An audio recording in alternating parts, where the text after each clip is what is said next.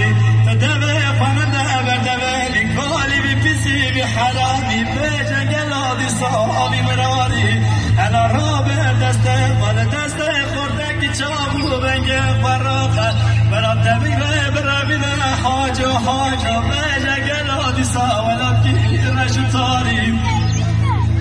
لره میرا وزش تراسم بقوم بساندار تمام داغیش ترا لازم نهبرن چه تره اجبی حالیم